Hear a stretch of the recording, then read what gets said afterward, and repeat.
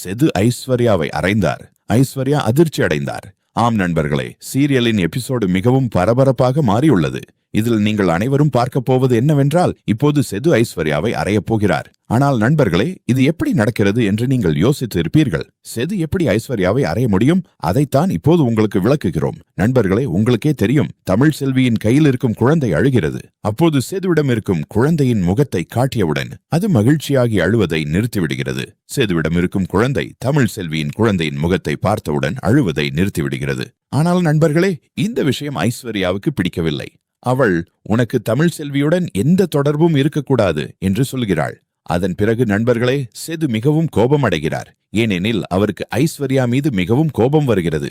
எந்த விலைக்குடனும் ஐஸ்வர்யா என்னை மட்டுமே அடைய நினைக்கிறாள், இந்த குழந்தையை பற்றி அவளுக்கு எந்த கவலையும் இல்லை என்று செதுவுக்கு தோன்றுகிறது. இதன் காரணமாக செது ஐஸ்வர்யாவை அறையும் காட்சியை பார்க்க முடிகிறது. வாருங்கள், அடுத்ததாக என்ன நடக்கிறது என்பதை தெரிந்து கொள்வோம். ஹலோ காய்ஸ், சின்ன மருமகள் சீரியலின் அடுத்த எபிசோடில் உணர்ச்சியும் பரபரப்பும் நிறைந்த பல சம்பவங்கள் நடக்கப் போகிறது. குறிப்பாக ஐஸ்வர்யா தமிழ் செல்வியை அவமானப்படுத்தும் ஒரு சம்பவம் இந்த எபிசோடின் முக்கிய அம்சமாக இருக்கிறது.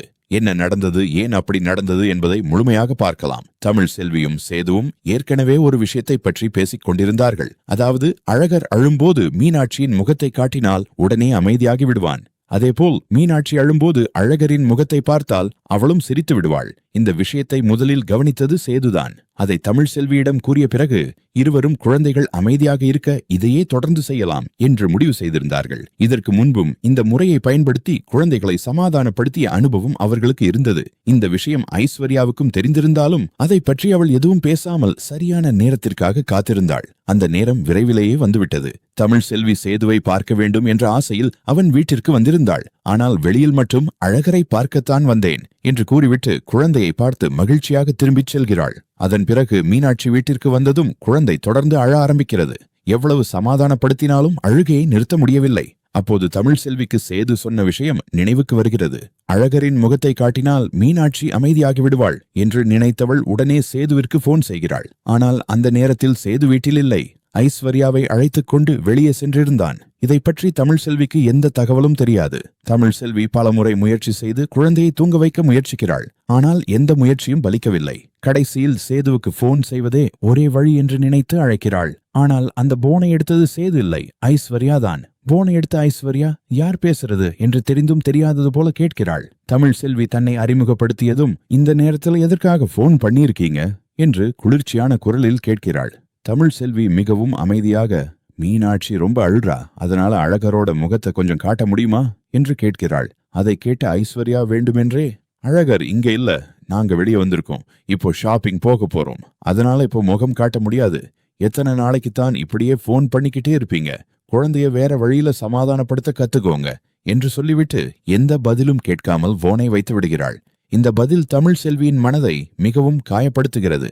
நான் குழந்தைக்காகத்தான் கேட்டேன், இதில் என்ன தவறு என்று மனம் உடைந்து அழ ஆரம்பிக்கிறாள். அவள் அழுவதை கண்ட பாட்டி என்ன நடந்தது என்று கேட்கிறார். தமிழ் செல்வி நடந்த அனைத்தையும் சொல்லிவிடுகிறாள். அதை கேட்ட பாட்டி தன்னைத்தானே குற்றம் சொல்லிக் கொள்கிறார். இந்த 2 குழந்தைகளையும் பிரித்தது நான் தான். இப்போது ஒரு குழந்தை இன்னொரு குழந்தையை பார்க்க முடியாமல் தவிக்கிறது. தமிழ் செல்வியும் எவ்வளவு கஷ்டப்படுறா, எல்லாமே என்னால வந்த பிரச்சனை என்று வருத்தப்படுகிறார். உடனே பாட்டி சேதுவிற்கு போன் செய்கிறார். போனை எடுத்த சேது, என்ன பாட்டி, எல்லாம் சரியா என்று பதறி கேட்கிறான். அப்போது பாட்டி, தமிழ் செல்வி மீனாட்சியை சமாதானப்படுத்த முடியாமல் தவிக்கிறாள். உன்னுடைய போனுக்கு அவள் அழைத்த போது ஐஸ்வர்யா போனை எடுத்து அவளை அவமானப்படுத்திட்டா என்று சொல்கிறார்.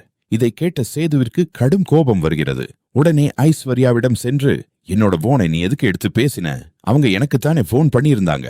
குழந்தைக்காக கேட்ட விஷயத்துக்கு இப்படியா பதில் சொல்றது என்று கேட்கிறான். ஐஸ்வர்யா தன்னை நியாயப்படுத்த முயற்சிக்கிறாள். நாங்க ஷாப்பிங் போறோம் என்று சொன்னேனே தவிர வேற எதுவும் சொல்லலையே என்று பதில் சொல்கிறாள். அதற்கு சேது, தமிழ் செல்வி போன் பண்ணினாலே அது குழந்தைகளுக்காகத்தான் இருக்கும், அதை நீ புரிஞ்சுக்கணும். அழகர், மீனாட்சி இருவருடைய நலன்தான் எனக்கு முதல் முக்கியம் என்று கடுமையாக எச்சரிக்கிறான். ஐஸ்வர்யா மன வருத்தத்துடன், இன்று என்னோட பிறந்த நாள், அந்த நாளிலேயே நீங்க என்னை அடிக்கிறீங்களே என்று கேட்கிறாள். அதற்கு சேது, நாளு என்னவாக இருந்தாலும் தவறு செய்தால் சொல்ல வேண்டியதுதான். இனிமேல் என்னோட போனை எடுத்து யாரிடமும் இப்படி பேசக்கூடாது என்று தெளிவாக கூறுகிறான். பிறகு சேது நேரடியாக தமிழ் செல்விக்கு போன் செய்து, மீனாட்சி இன்னும் அழுதுட்டு இருக்காளா என்று கேட்கிறான். தமிழ் செல்வி, ஆமாம், இன்னும் சமாதானமாகலை என்று சொல்கிறாள். உடனே சேது வீடியோ காலில் அழகரின் முகத்தை காட்டுகிறான். அதை பார்த்ததும் மீனாட்சி கொஞ்சம் அமைதியாகிறாள். அதன் பிறகு, தேவப்பட்டா நான் அழகரை கூட்டிக்கிட்டு நேரிலேயே வர்றேன் என்று சேது சொல்கிறான்.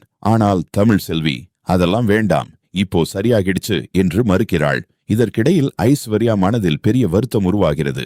சேது மீண்டும் தமிழ் செல்வியிடம் அன்பாக பேசுவதைக் கண்டு அவளால் அதை ஏற்றுக்கொள்ள முடியவில்லை. சேது அவளை சமாதானப்படுத்த முயற்சிக்கும் போது ஐஸ்வர்யா திடீரென்று எனக்காக ஒரு டிரெஸ் வாங்கித் தரணும் என்று ஆசையை சொல்கிறாள்.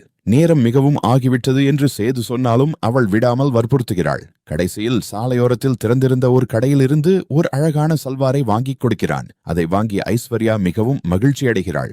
மறுநாள் அந்த புதிய சல்வாரை அணிந்து அனைவரிடமும் பெருமையாக காட்டுகிறாள்.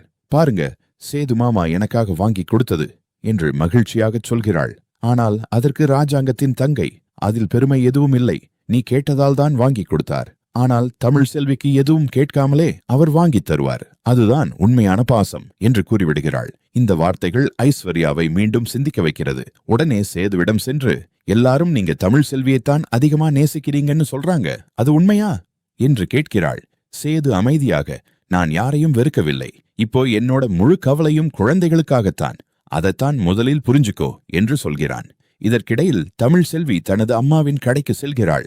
அங்கே வியாபாரத்தை கவனித்துக் கொண்டிருக்கும் நேரத்தில் சேது அந்த வழியாக வருகிறான். அவளை பார்த்தவுடன், மீனாட்சியை வீட்டில் விட்டுட்டு இங்க வந்துட்டியா என்று அக்கறையுடன் கேட்கிறான். ஆனால் தமிழ் செல்வி அதை தவறாக எடுத்துக்கொண்டு, என்னோட குழந்தையை எப்படி பார்த்துக்கணும்னு எனக்கு தெரியும், அதுக்காக நீங்க சொல்லித் தர வேண்டிய அவசியம் இல்லை என்று கோபமாக சொல்லிவிடுகிறாள். அதை கேட்ட சேது வருத்தத்துடன், நான் உன்னை குறை சொல்லல, குழந்தை மேல இருக்கிற அக்கறையால் தான் கேட்டேன் என்று விளக்குகிறான்.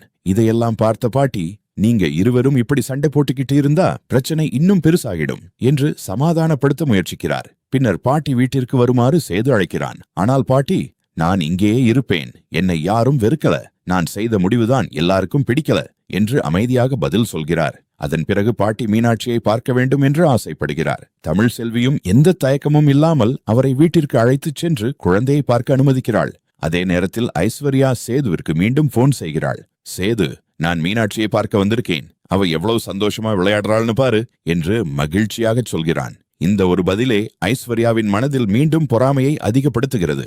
எப்போ பார்த்தாலும் தமிழ் செல்வியும் அந்த குழந்தையும் தான், எனக்காக இவருக்கு நேரமே இல்ல என்று நினைத்து வருத்தப்படுகிறாள். அதன் பிறகு தன் அம்மாவிடம், நான் ஒரு வாரம் வீட்டுக்கு போயிருக்கிறேன், அப்போதாவது மாமாவுக்கு என் மதிப்பு புரியும் என்று கூறுகிறாள். ஆனால் சித்ரா சிரித்துக்கொண்டே, அது நடக்காது, நீ போனாலும் அவர் உன்னை தேடி வரமாட்டார், அதற்கு பதிலாக தினமும் குழந்தையை பார்க்க தமிழ் செல்வி வீட்டுக்குத்தான் செல்வார், அதனால் நீ நினைக்கிற மாதிரி எதுவும் நடக்காது என்று உண்மையை சொல்லிவிடுகிறார். இந்த வார்த்தைகளை கேட்ட ஐஸ்வர்யா அதிர்ச்சியில் உறைந்து நிற்கிறாள்.